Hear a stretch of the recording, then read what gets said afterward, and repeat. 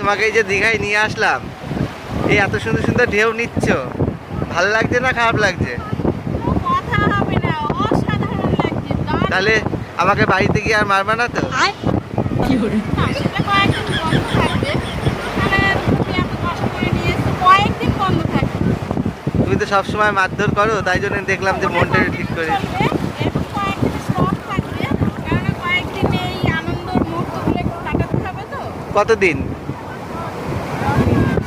বেশি না, সপ্তাহখানেক। বলেন কি? এত কষ্ট করে এত খরচা করে নিয়ে এসে 1 সপ্তাহ?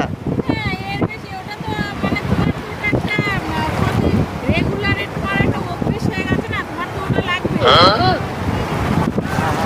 কিছু বলার নেই বন্ধুরা, এত খরচা করে নিয়ে আসলাম যে যদি একটু মারধর কমে তা বলছে 1 সপ্তাহের জন্য।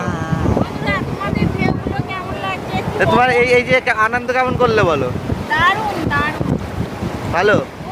খুব মজা করছি, আনন্দ করছি, এনজয় করছি। তোমাদেরও দেখাচ্ছি, তোমরাও সঙ্গে থাকো। তোমাদের তো সবটাই শেয়ার করি, তোমরা দেখোই।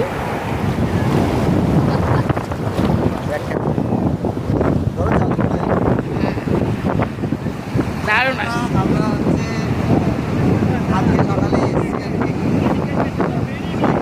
মারধর করে যাবে না, যদি শান্তি পাওয়া যায় সেই জন্য আমরা এসেছি। যাই হোক, যা হয়েছে এখানে এসে মনটা সত্যি শান্তি হয়ে গেল। আজকে আমরা অনেক নিচে রয়েছি, ঢেউটা দেখতেই পাচ্ছি কেমন ঢেউ দেখতে অসাধারণ।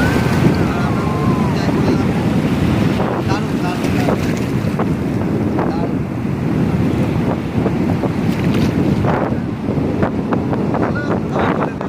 সবাই তোমরাও এসো, এরকম আনন্দ করে দেখো।